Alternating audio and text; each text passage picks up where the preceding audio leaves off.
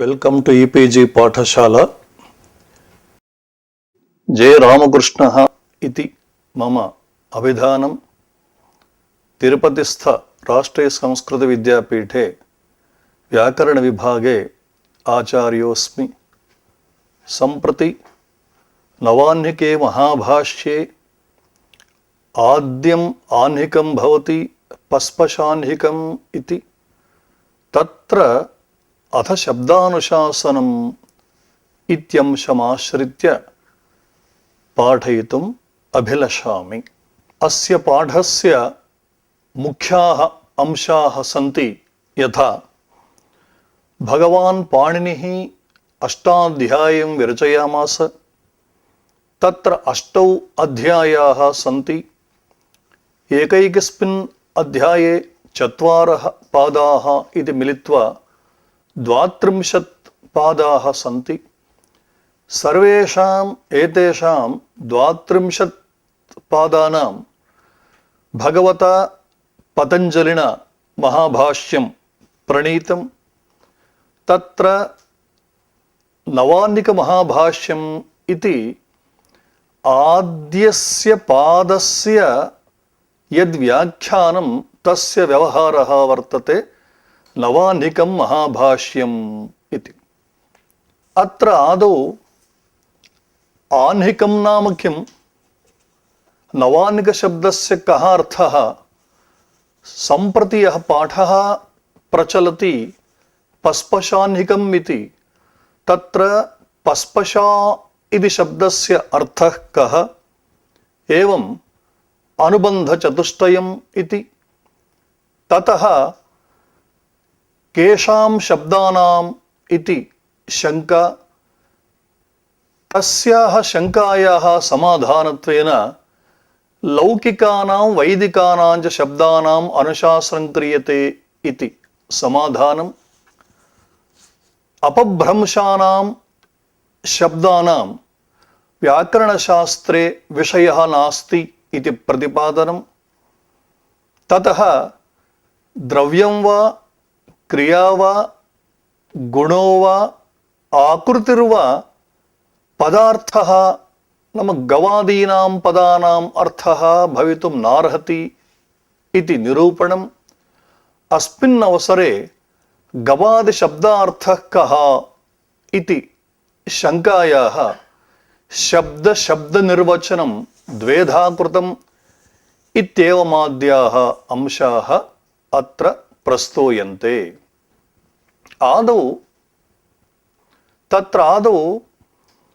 आह्निकम् इति शब्दः कथं निष्पन्नः इत्युक्ते अह्ना निर्वृत्तम् इत्यस्मिन् अर्थे नकारान्त नपुंसकलिङ्गात् अहन् इति प्रातिपदिकात् तृतीया विभक्त्यन्त प्रातिपदिक प्रकृतिकात् तेन निर्वृत्तम् इति सूत्रेण ठक् प्रत्ययः विधीयते.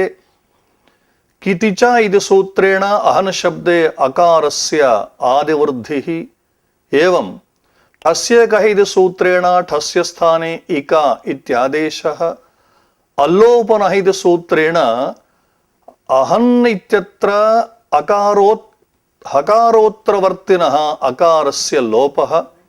एतावता आहन् इक आहनिक सुप्रत्यये अमादेशे पूर्वरूपे च आह्निकम् इति पदं सिद्ध्यति.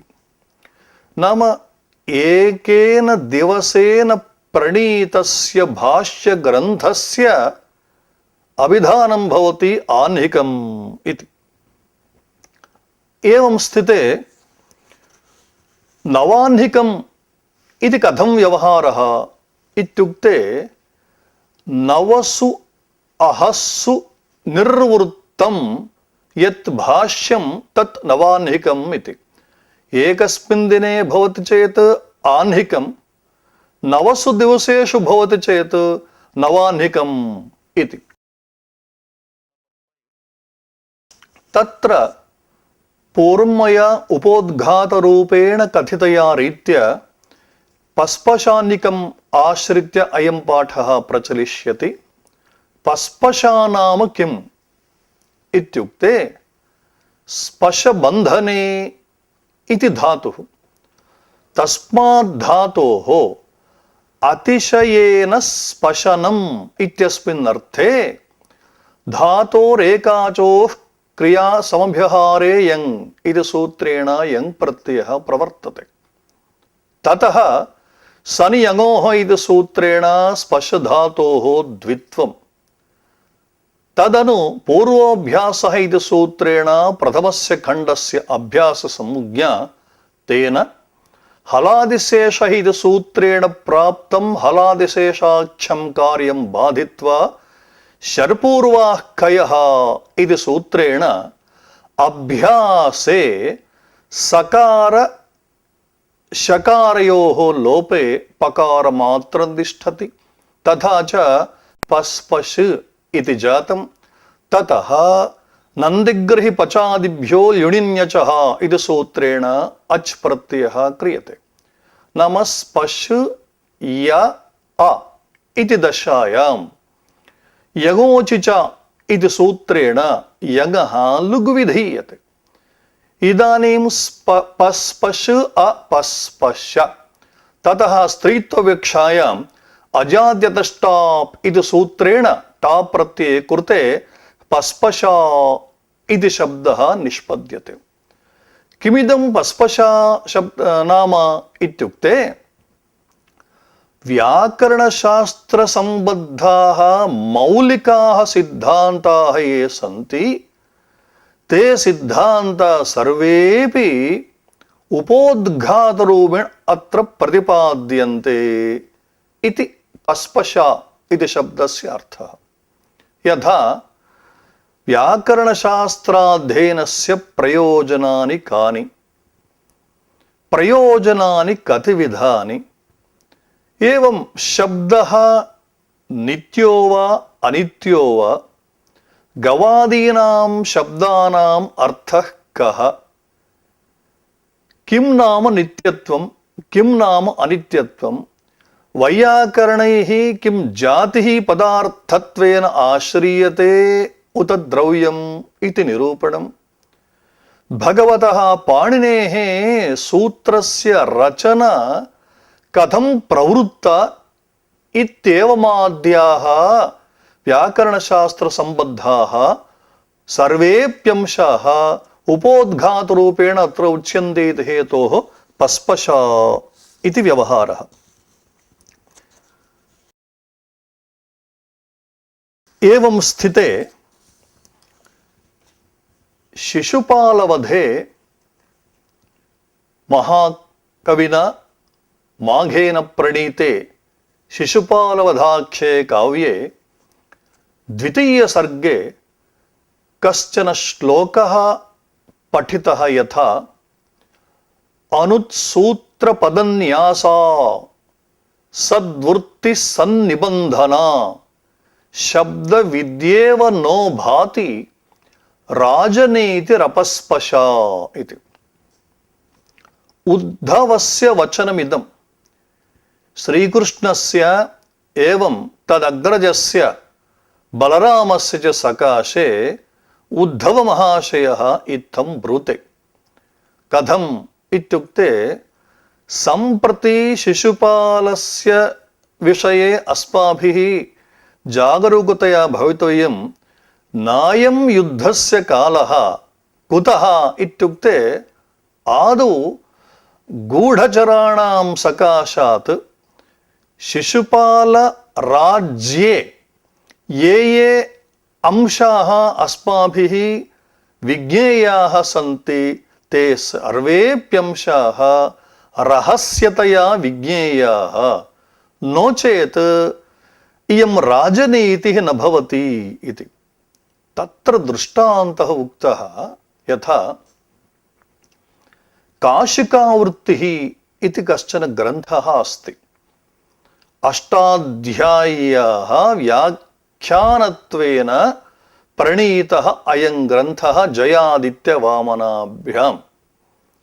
अस्य ग्रन्थस्य व्याख्यानद्वयमस्ति। पदमञ्जरी इत्येकं व्याख्यानम्, अपरं व्याख्यानं भवति न्यासः इति। नाम काशिकावृत्तेः ज्ञानाय इदं व्याख्यानद्वयम् अत्यन्तम् उपकुरुते इत्यत्र नास्ति शङ्का।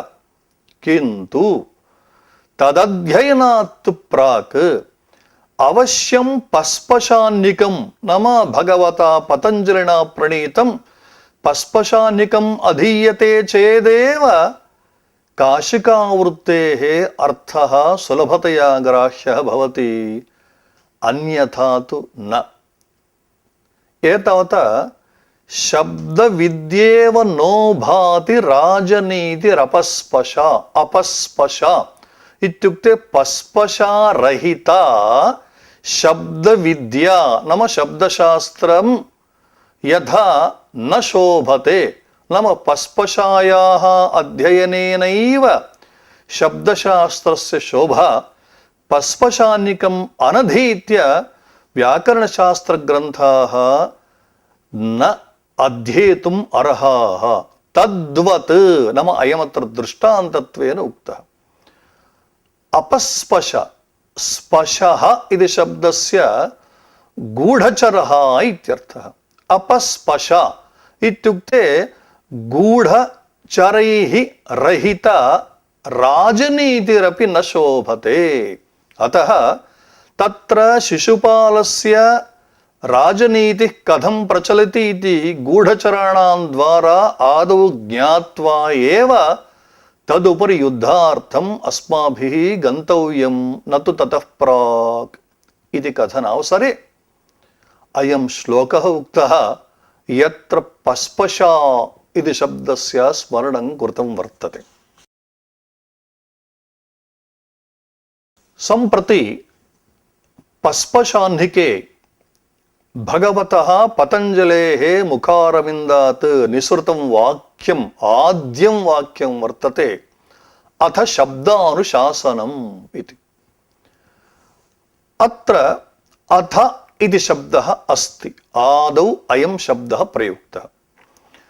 अथातो संशये स्याताम् अधिकारे च मङ्गले विकल्पानन्तर प्रश्नकार्त्स्यारम्भ समुच्चये इत्येवम् अथ इति शब्दस्य संशयः, अधिकारः, मङ्गलं, विकल्पः, आनन्तर्यं, प्रश्नः, कार्त्स्यम्, आरम्भः, समुच्चयः इत्येतावन्तः अर्थाः अधशब्दस्य प्रोक्ताः अमरकोशे।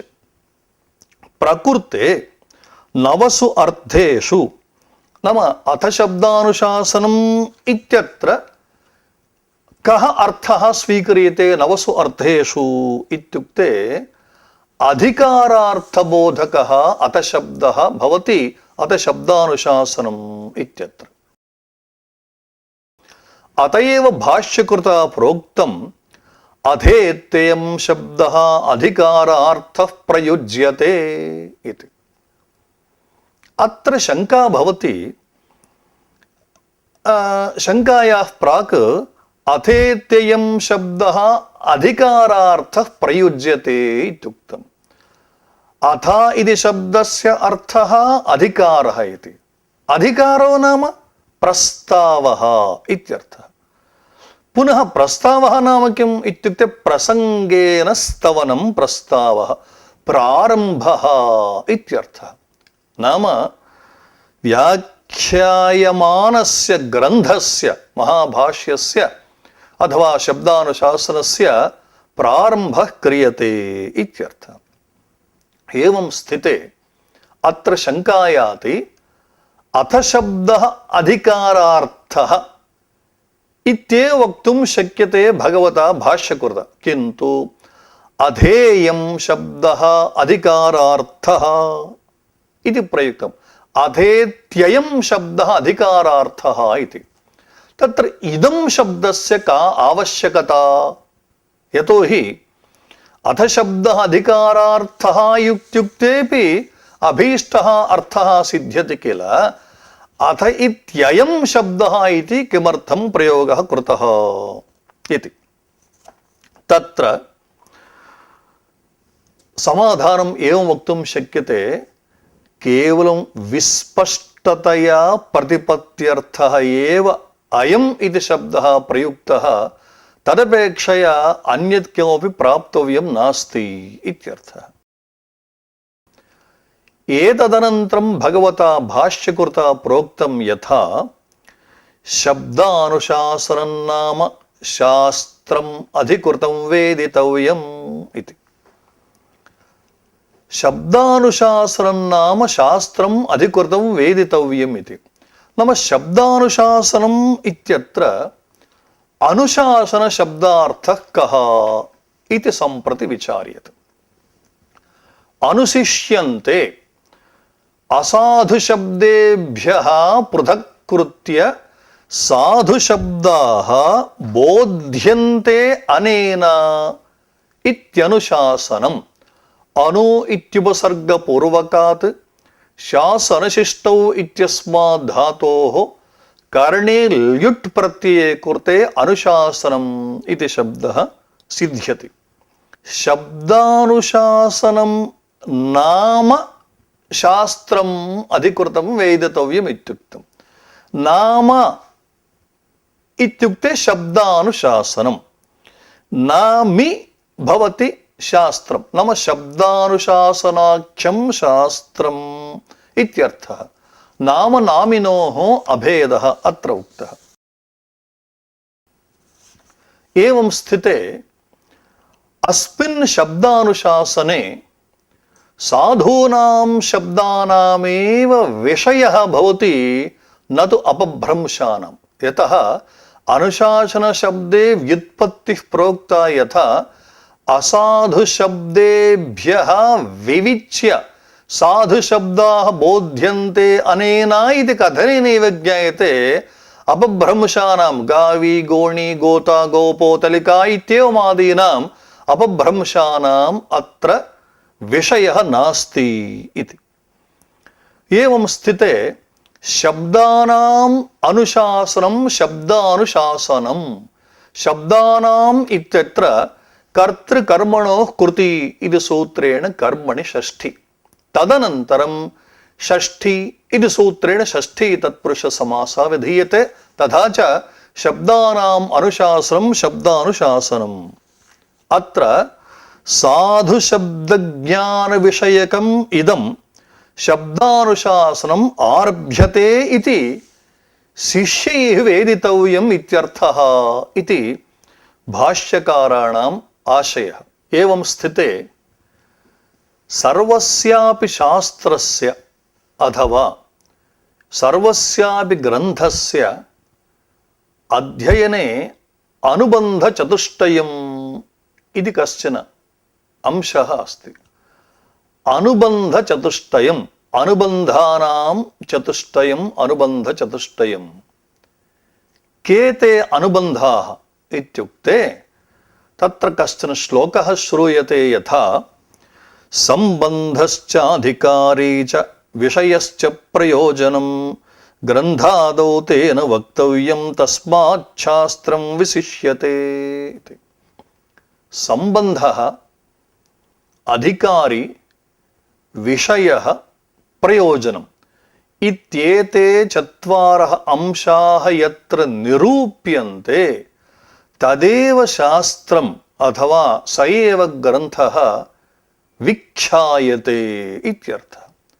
प्रकृते महाभाष्ये तादृशाः चत्वारः अनुबन्धाः के इत्युक्ते अत्र प्रयोजनं भवति शब्दानुशासनं प्रयोजनं।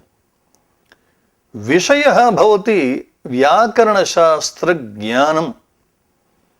अधिकारी कः इत्युक्ते व्याकरणशास्त्रे यः जिज्ञासुः भवति स सर्वोऽप्यत्र अधिकारी। सम्बन्धः कः इत्युक्ते प्रतिपाद्य प्रतिभावक सम्बन्धः इत्येवं रीत्या अत्र अनुबन्धचतुष्टयं प्रोक्तम्। एवञ्च व्याकरणशास्त्रस्य प्रयोजनं शब्दानुशासनम् इति सिद्धम्। शब्दानुशासनं नाम वस्तुतः व्याकरणम् इति पदस्यैव पर्यायः। अतएव व्याक्रियन्ते असाधुशब्देभ्यः पृथक्कृत्या साधुशब्दाः प्रतिपाद्यन्ते येन तद्व्याकरणम् इति यथा व्युत्पत्तिः प्रोक्ता तत्तुल्या एव व्युत्पत्तिः शब्दानुशासन शब्देपि। एवं स्थिते शब्दानुशासनं व्याकरणशास्त्रस्य प्रयोजनं शब्दानाम् अनुशासनम् इत्युक्तम्। अस्य प्रयोजनस्य पुनः प्रयोजनानि सन्ति यथा मुख्यप्रयोजनानि 5, आनुषङ्गिकप्रयोजनानि 13। अतएव कैयटोपाध्यायः व्याचष्टे यथा प्रयोजन प्रयोजनानि तु रक्षोहादीनि इति। तदनन्तरं सम्प्रति अथ शब्दानुशासनम् इति भगवतः आद्यं वचनम् इति यत् प्रोक्तं तत्र शब्दानुशासनम् इति पदे शब्द इति शब्दः अस्ति। शब्दानाम् अनुशासनं क्रियते इत्युक्तं केषां शब्दानाम् इति प्रश्नः कृतः। अत्र कश्चन अवान्तर प्रश्नः अस्ति। भोः शब्दानुशासनम् इति समस्तपदं भवति, तत्सम्बद्धतया कश्चन प्रश्नः क्रियते चेत् किमिदं शब्दानुशासनम् इति प्रश्नः विधातुं शक्यते। न तु शब्दानुशासनम् इति पदे एकदेशं स्वीकृत्य केषां शब्दानाम् इति प्रश्नः कथं वा संगच्छते। नाम एकदेशान्वयः इत्युच्यते। नाम यः समासः साधितः तस्मिन् समासे अवयवाः ये सन्ति तेषु अवयवेषु यस्य कस्यापि पदार्थस्य अन्वयः न भवति किन्तु समुदायः एव भवति इति नियमः अस्ति किल इति शङ्का। तत्र समाधानमुक्तं यथा एकदेशस्य अन्वयोऽपि भवति इति। कथम् इत्युक्ते बुद्ध्या पूर्वपदार्थस्य पूर्वपदार्थस्य इत्युक्ते शब्दानुशासनम् इत्यत्र द्वे पदे स्तः। आद्यं पदं शब्दः इति, द्वितीयं पदम् अनुशासनमिति। पूर्वपदं शब्दः इति यत् तस्य यः अर्थः स एव अत्र बुद्ध्या स्वीक्रियते। नाम एकदेशान्वयः शास्त्रसम्मतः इति।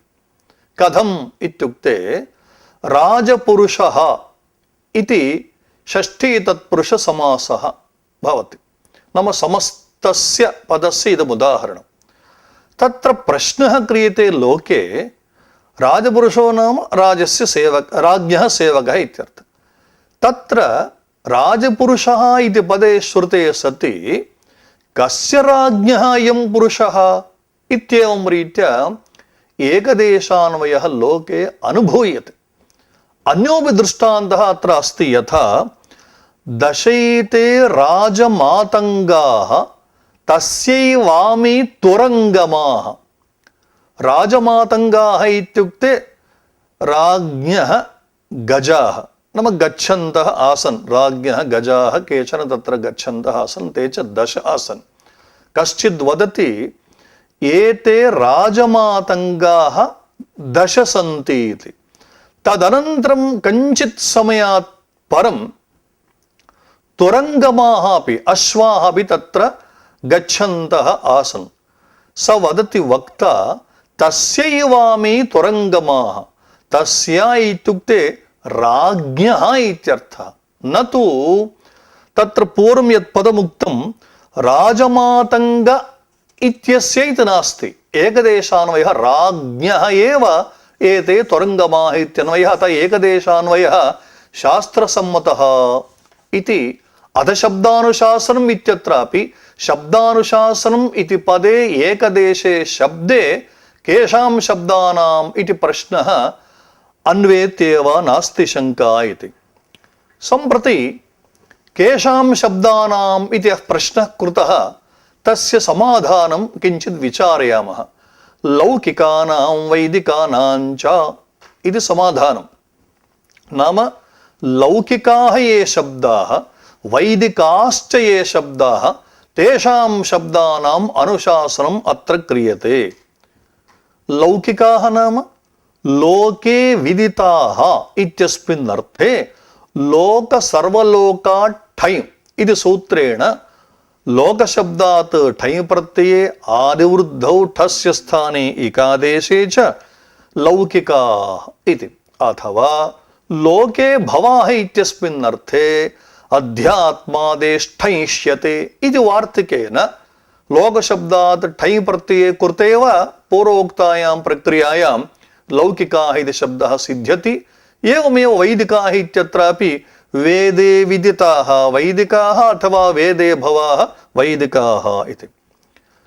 लौकिकाः शब्दाः कीदृशाः भवन्ति इत्युक्ते भगवता भाष्यकृता उक्तं यथा गौः अश्वः पुरुषः हस्ती शकुनिः मृगः इत्येवमाद्याः लौकिकाः शब्दाः भवन्ति। तादृशानां शब्दानाम् अनुशासनमत्र क्रियते इति। वैदिकाः शब्दाः यथा शन्नो देवीरभिष्टये इषेत्वोर्जे त्वा अग्निमीले पुरोहितम् अग्न आयाह्वीतये इत्येवमाद्याः वैदिकाः शब्दाः। अत्र प्रश्नः, अस्मिन् प्रपञ्चे ब्रह्मातिरिक्तः पदार्थः यः अस्ति स सर्वोऽपि लौकिकः एव। तथा च वेदाः अपि वैदिकाः शब्दाः अपि लौकिकाः एव। तथा च लौकिकाः नाम लौकिकानां शब्दानां तावता एव सिद्धे पुनः वैदिकानाम् इति वैदिकानां शब्दानां पृथग्ग्रहणे किं बीजम् इति शङ्का। तत्र समाधानम् उक्तं, ब्राह्मणवसिष्ठन्यायः इति कश्चन न्यायः अस्ति। तस्य न्यायस्य स्वरूपम् एवं भवति, सर्वे ब्राह्मणाः समायाताः वसिष्ठोऽपि। वस्तुतः वसिष्ठः ब्राह्मण एव। सर्वे ब्राह्मणाः समायाताः इत्युक्ते सर्वपदार्थे वसिष्ठोऽप्यन्तर्भूत एव। पुनः वसिष्ठोऽप्यागतः इति विशिष्य कथनस्य आवश्यकता नास्ति। किन्तु लौकिकन्यायः अस्ति, सर्वे ब्राह्मणाः समायाताः वसिष्ठोऽपि आगतः इत्युक्ते वसिष्ठस्य विषये आदरः तत्र प्रकटीक्रियते। एवमेव भवदुक्तरीत्या वैदिकाः अपि शब्दाः लौकिकाः एव, तत्र नास्ति शङ्का। किन्तु वैदिकेषु शब्देषु यावान् आदरः वर्तते तावानेव आदरः लौकिकानां शब्दानां विषये वर्तते इति सूचयितुं लौकिकानां वैदिकानां च इति समाहितम्। पुनः संशयः भवति, लौकिकानां वैदिकानां च इति भगवता भाष्यकृता प्रोक्तम्। इदञ्च व्याकरणशास्त्रम्, अयञ्च व्याकरणशास्त्रग्रन्थः। तथा च व्याकरणशास्त्रं नाम वेदाङ्गं भवति। अतः आदौ वेदाङ्गत्वेन, अतः वेदे ये शब्दाः सन्ति तान् मनसि निधाय वैदिकानां लौकिकानां च इति कुतः नोक्तम् इत्युक्ते, तत्रापि वैदिकेषु शब्देषु इव लौकिकेषु शब्देष्वपि आदरप्रदर्शनाय इति समाधानम्। पूर्वमुपोद्घाते उक्तम्, अपभ्रंशानाम् अत्र व्याकरणशास्त्रे विषयः नास्ति इति। अतएव गौः इति साधुशब्दः भवति। तत्र अपभ्रंशाः भवन्ति गावी, गोणी, गोता, गोपोतलिका इत्येवमाद्याः। तेषाम् अपभ्रंशानां प्रक्रिया अत्र नैव निरूप्यते। गौः इति यः साधुशब्दः वर्तते तत्प्रक्रिया एव अत्र विचार्यते, न तु गवादीनां शब्दानां प्रक्रिया। कुतः इत्युक्ते अपभ्रंशाः तत्तत् प्रदेशेन भिन्नाः भिन्नाः भवन्ति। సాధుశబ్దస్తు సర్వేష్వపి ప్రదేశేషు ఏకత్వేన ప్రయుజ్యతే ఇత్యేవ హేతుః అతయేవ అత్ర అపభ్రంశానాం విషయః నాస్తి కింటు సాధూనామేవ శబ్దానాం ఇతి. ఏవం స్థితే పునః అత్ర శంకా క్రియతే యథా వేదే కశ్చన క్రమః అస్తి. నమ వేదక్రమే కథం ఇత్యుక్తే సాధారణోపి జనః వదతి యథా ఋగ్వేదః యజుర్వేదః సామవేదః అథర్వవేదః ఇతి. అతః భగవతా భాష్యకృత వైదికానాం శబ్దానాం కృతే యాని ఉదాహరణాని ప్రోక్తాని అర్థాత్ ఏ శబ్దాః వైదిక శబ్దత్వేన ఉదాహృతాః తత్ర అస్య క్రమస్య ఉల్లంఘనం జాతం. నామ ఋగ్వేద సంబద్ధः శబ్దः ఆదౌ ప్రయోక్తవ్యः ఆసీత్ తథా న కృతం.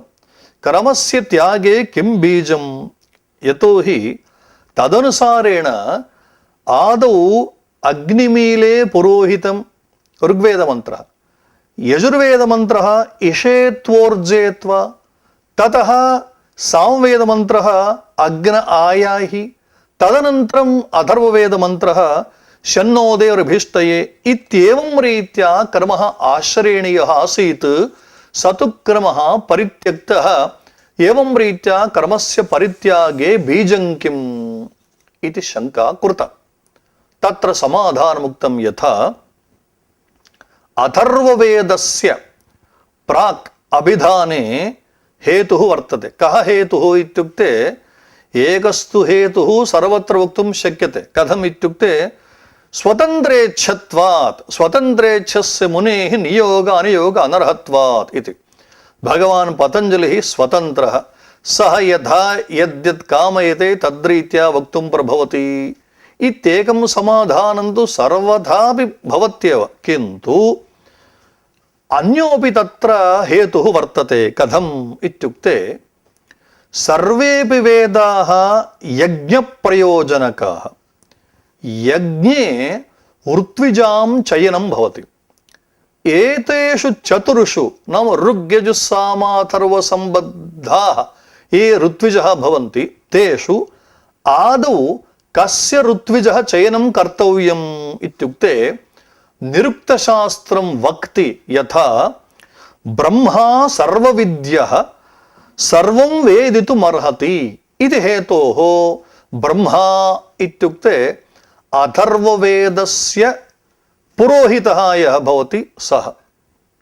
అతయేవ అమరకోశే అధ్వర్యోద్గాతృహోతారయజస్సామర్గ్విదః క్రమాత్ ఇత్యాం రీత్యా అధ్వర్యుః ఇది యజుర్వేదస్య పురోహితః, ఏవం ఉద్గాతా ఇది సామవేదస్య పురోహితः, ఏవం హోతా ఇది ఋగ్వేదస్య పురోహితः ఇది క్రమः ఉక్తः.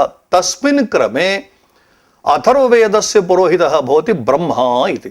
అతః ఆదౌ బ్రహ్మణः వర్ణమేవ కర్తవ్యం ఇది. ఏవమేవ గోపథ బ్రాహ్మణే శ్రూయతే యథా అథర్వాంగిరోభిర్బ్రహ్మత్వం ఇది. అనేనాపి హేతునా తత్ర అథర్వాంగిరోభిర్బ్రహ్మత్వం ఇత్యుక్తే బ్రహ్మణः ఏవ ఆదౌ తత్ర వర్ణం కర్తవ్యం ఇది జ్ఞాయతే ఇది హేతోః. తం క్రమం ఆశ్రిత్య భాష్యకారైః వైదికాः శబ్దాः ప్రయుక్తాः, అన్యత్ కారణం కిమపి నాస్తి ఇది. సంప్రతి అత్ర ఆదౌ అథశబ్దానుశాసనం ఇత్యుక్తం. కేషాం శబ్దానాం ఇది ప్రశ్నః. లౌకికానాం వైదికానాం ఇది సమాధానం. లౌకికా శబ్దాస్తావతు గౌః అశ్వః మృగः శకునిः ఇత్యేవమాద్యాः ఇతి. ఏవం శన్నోదేర్భిష్టయే ఇషేత్వోర్జేత వైదికాः శబ్దాः ఇత్యేవం రీత్యా వర్ణనం కృతం. తదనంతరం ప్రశ్నः క్రియతే, జిజ్ఞాస. భోः సాధూనాం శబ్దానామేవ ప్రక్రియా అత్ర బోధ్యతే ఇత్యుక్తం కిల.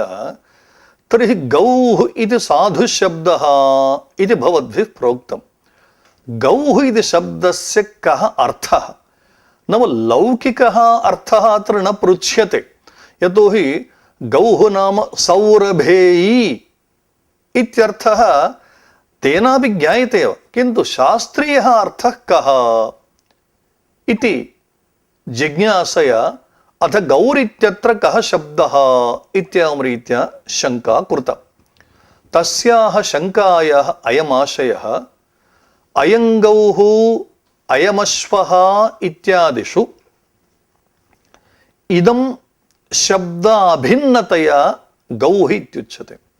नाम इदं पदाभिधेयः गौः, इदं पदाभिधेयः अश्वः इत्येवं रीत्या उच्यते।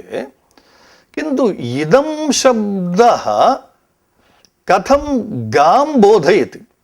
एवमेव इदं शब्दः कथम् अश्वं बोधयति? यतोहि अयं गौः अयमश्वः इत्युक्ते अभेदः तत्र उक्तः। कथं वा अयम् अभेदः सङ्गच्छते इत्युक्ते शब्दार्थयोः तादात्म्यं सम्बन्धः इत्युक्तम्। अत एव रामेति द्व्यक्षरं नाम मानभङ्गः पिनाकिनः गर्वभङ्गो भार्गवस्य शौर्यभङ्गश्च वालिनः इति श्लोकः श्रूयते। तत्र राम इति अक्षरद्वयं यद्वर्तते, इदम् अक्षरद्वयमेव पिनाकिनः मानभङ्गः इति। एवमेव भार्गवस्यापि गर्वभङ्गः कथम् इत्युक्ते रामे इति द्व्यक्षरं नाम यदस्ति तदेव गर्वभङ्गं करोति। एवमेव वालिनः शौर्यभङ्गः कथम् इत्युक्ते रामे इति द्व्यक्षरं नाम एव इति। नाम राम इति अक्षरद्वययुक्तं यत् पदं तदेव मानभङ्गजनकं भवति, गर्वभङ्गजनकं भवति, एवं शौर्यभङ्गजनकं च। कथं शब्दः तत्र मानभङ्गत्वेन गर्वभङ्गत्वेन च भवति इत्युक्ते शब्दार्थयोः तादात्म्यं स्वीकृतम् इति हेतुः। अत एव ओमित्येकाक्षरं ब्रह्म। ब्रह्मपदार्थः कः? ब्रह्म नाम किम् इत्युक्ते ओम् इति एकाक्षरं यद्वर्तते तदेव ब्रह्म इति। नाम ओम् इति यः शब्दः यश्च अर्थः ब्रह्म इति अनयोः द्वयोः तादात्म्यम् उक्तम् इति। तथा च अथ गौरित्यत्र कः शब्दः इति प्रश्नस्य आशयः भवति गौः इति शब्दस्य श्रवणे प्रतिभासमानेषु अर्थेषु, नाम अनेके अर्थाः तत्र प्रतिभासन्ते, तेषु अर्थेषु सिद्धान्तितः अर्थात् शास्त्रसम्मतः अर्थः कः इत्याशयेन अथ गौरित्यत्र कः शब्दः इति शङ्का कृता। तत्र एकः पृच्छति यथा किं यत्तत् सास्ना लाङ्गूल ककुद खुर विषाण्यर्थरूपं सः शब्दः इति। नाम गौः इत्युक्ते गोः या सास्ना भवति, यच्च लाङ्गूलं भवति, ये च खुराः भवन्ति, यच्च ककुदं भवति, एतत् नाम सास्ना वा लाङ्गूलं वा खुराः वा ककुदं वा तत् गोशब्दवाच्यं भवति वा इति प्रश्नः कृतः। तदानीं समाधानमुक्तं एते भवदुक्ताः नाम सास्नादयः ये अंशाः सन्ति एते सर्वेपि चक्षुन्द्रियग्राह्याः। इदं शास्त्रं भवति शब्दानुशास्त्रं, नाम श्रवणेन्द्रियग्राह्यः यः भवति स एव शब्दार्थः। शास्त्रादिकं तु चक्षुरेन्द्रियग्राह्यं भवति इति हेतोः गवादिशब्दवाच्यः अर्थः शास्त्रादिकं भवितुं नार्हति। कुतः? द्रव्यत्वात्। यदि द्रव्यमेव गवादिशब्दत्वेन विवक्षितं स्यात् चेत् तर्हि अथ द्रव्यानुशासनम् इत्येव अवदिश्यत् भगवान् पतञ्जलिः। किन्तु न तथा उवाच इति हेतोः द्रव्यं न गवादिशब्दवाच्यम् इति सिद्धम्। भवतु यत्तर्हि तदिङ्गितं निमिषितं चेष्टितं सः शब्दः नाम गवादीनां यत् इंगितं भवति, यच्च चेष्टितं भवति, यच्च निमिषितं भवति तत् गोशब्दवाच्यं भवति वा इति। अत्र इंगितं नाम किम् इत्युक्ते अभिप्रायसूचकः रोमाञ्चादिः शरीरव्यापारः इंगितम्। एवं चेष्टितं नाम कायपरिस्पन्दः। एवं निमिषितं नाम अक्षिव्यापारः। अतः गोः यत् इंगितं वा चेष्टितं वा निमिषितं वा अस्ति तत् शब्दवाच्यं भवति वा इति चेत् भोः इंगितं निमिषितं चेष्टितम् इत्यादिकं सर्वं क्रिया भवति। यदि क्रिया एव गवादिशब्द अर्थत्वेन विवक्षिता स्यात् चेत् अथ क्रियानुशासनम् इत्येव उक्तं स्यात्। तथा नोक्तमिति हेतोः इंगितादिकं गवादिशब्दवाच्यं न भवति इति। भवतु तर्हि गवादिषु यः शुक्लवर्णः, हरितवर्णः, नीलवर्णः, कपोलवर्णः, कपोत इत्येवं यः वर्णः तत्र दृश्यते, यथा प्रश्नः कृतः यथा यत्तर्हि तत् शुक्लः नीलः कपिलः कपोतः इति सः गवादिशब्दवाचो भवति वा इति चेत् भोः एते सर्वेपि नम शुक्लः नीलः कपिलः इत्येवमाद्य सर्वेपि गुणाः भवन्ति। यदि एते गुणाः एव शब्दवाच्यत्वेन विवक्षिताः स्युः तर्हि अथ गुणानुशासनम् इत्येव वदेत् भगवान् पतञ्जलिः। किन्तु तथा नोक्तमिति हेतोः गुणः अपि गवादिशब्दवाच्यं न भवति। तर्हि